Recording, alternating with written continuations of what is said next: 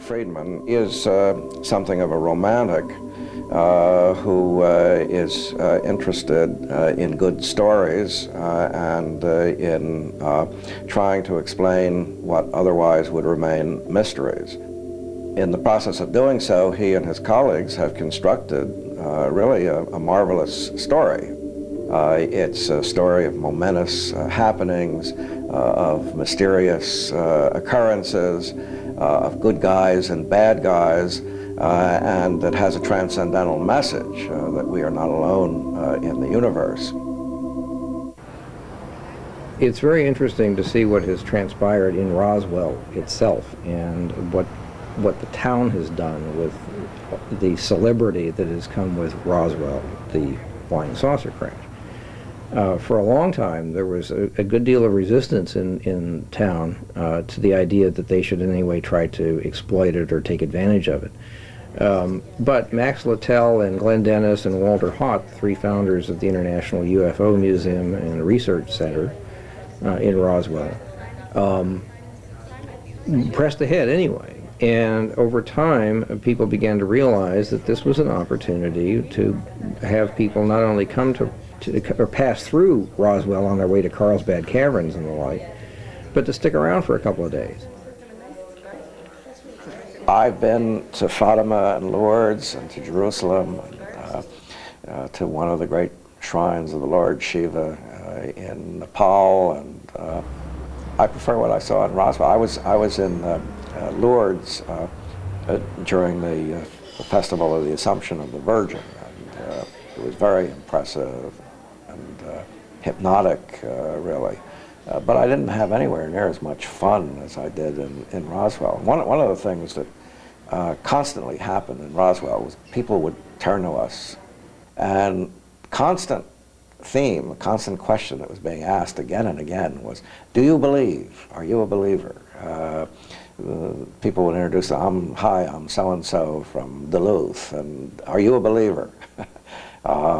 And many people replied, yes, I'm a believer.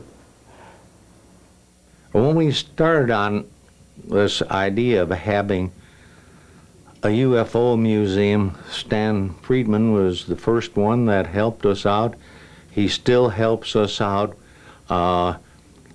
He's been so involved in so many different places that his knowledge is so far beyond ours here that we couldn't operate without him. And I hate to pat him on the back too much, but it has been something that has been of an absolute big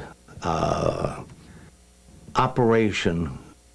Everything that we've done, he's been in there and told us, do it this way, do it this way. And it's worked out just beautifully. I think this kind of dishonest representation of all this material, bogus and otherwise, by Roswell, it further brings down the field of serious UFO research, because, again, it's one of those things that defines what UFOs are all about in people's minds. It's making money, it's a sideshow, it's parades and carnivals and fun and silliness, not something serious. And to that extent, the skeptics are right. I mean, ufology, unfortunately, is caught up in this kind of stuff, and this is probably one of the more dramatic examples of it.